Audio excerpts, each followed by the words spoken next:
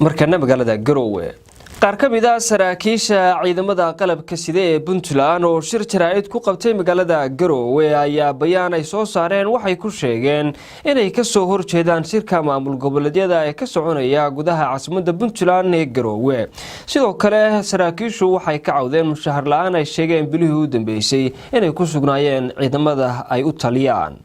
warkan faafahintiisa waxay noo diyaariyay wariyaheena Maxamed Bidaanshe saraakiisha ciidamada qalabka sida ee Puntland ayaa bayaan ay soo saareen waxay kaga hadleen arrimo badan ay kamid yihiin doorashada foodo inaga soo haysa ee 2019 waxay kala saraakiishan ka soo horjeesteen shirarka maamul goboleedyada ee ka socda magaalada Garowe ee caasimadda Puntland iyadoo saraakiishan ay tilmaameen inay taageersan yihiin dawladda dhexe ee federaalka Soomaaliya afayeenka guddiga saraakiisha ciidamada qalabka sida ee Axmed Cabdullaahi Samatar horena u soo noqday taliyaha qaybta gobolka Nugaal ayaa bayaankan saxaafadda u akhriyay annagoo saraakiisha ciidamada qalabka sida ee Puntland markaan aragnay xaaladda kala guurka iyo isbedelka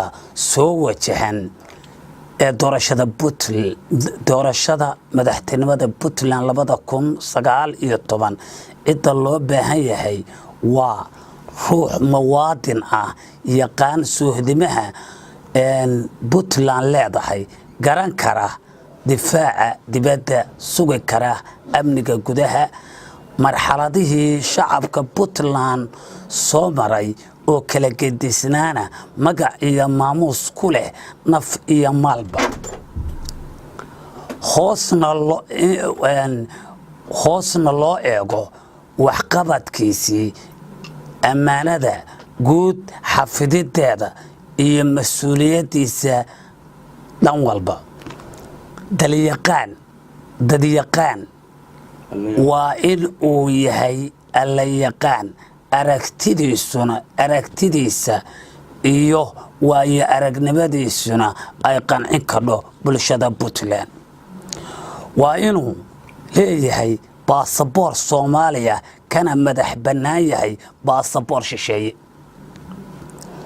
waxaan soo aragnay hogaankii diaspora waxaan kala kulannay dib u dhaca dhan walba leh taasoo shacabku mar khaanti ka yahay xag dhaqaale xag difaac xag amni xag xuquuq la'aaneed ciidamadii qalabka siday oo ahaa taayirkii dawladdu ku soconaysay dhaawacyadoodii agoomahoodii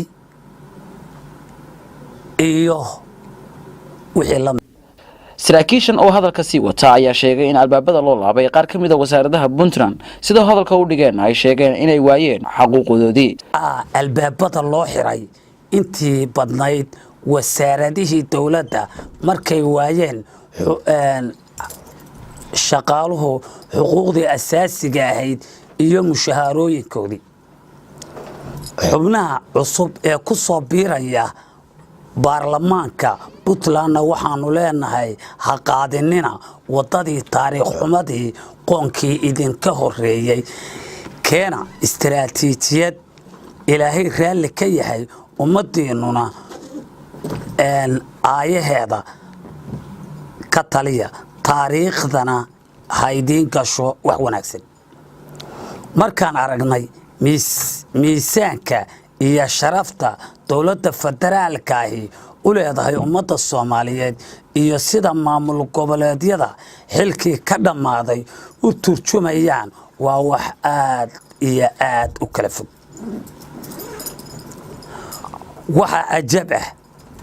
waxa ajab iyo la yaab ah dawladda federaalka xiriirkii baan u jirnay iyo sida la isu waafajin lahaa cimriga dhamaaday iyo dhawaaqa ka soo yeeray golaha aan jirin oo ismagacaabay waxa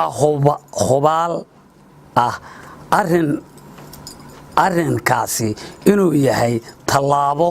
uu qaaday nin aan wax ka ogeyn siday ku timi dawladda maanta jirta waxaa ka maqan baadidoonkii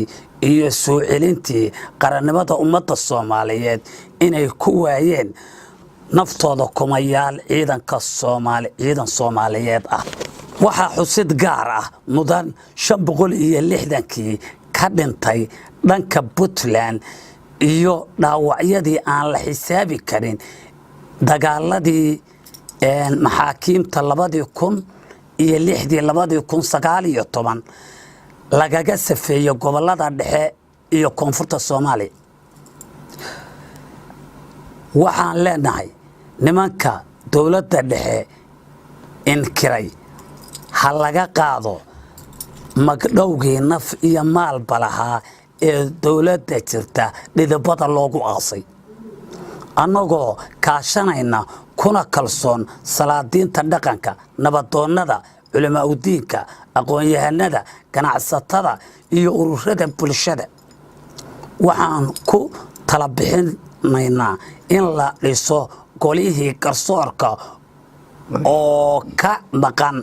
dhismaha Puntland ee hadda jira si dawladnimo dhab ah iyo xisaabtan loo helo golayaal buuxa taas oo loo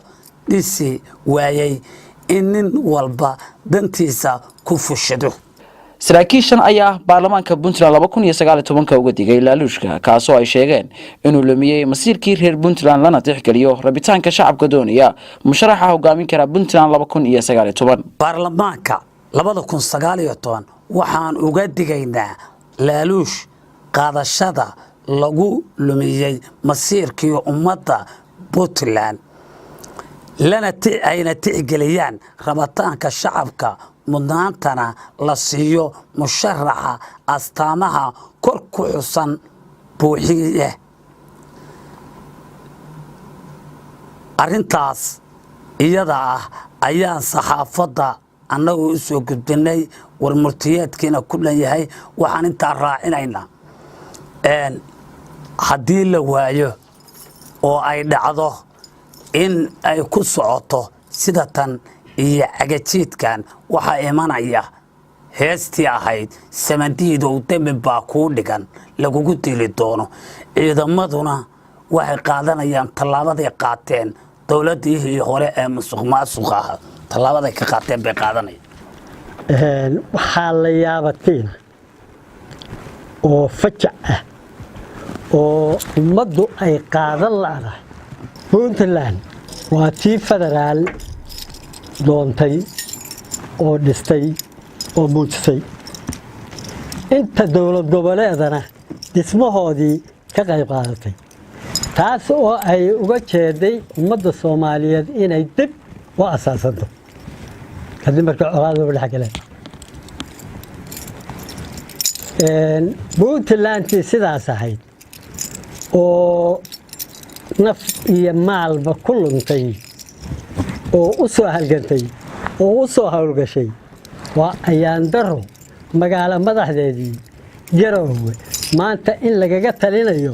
Soomaaliya baabeed محمد أحمد شامع محمد بيرانشي تلفزيون عالمي SBS Garowe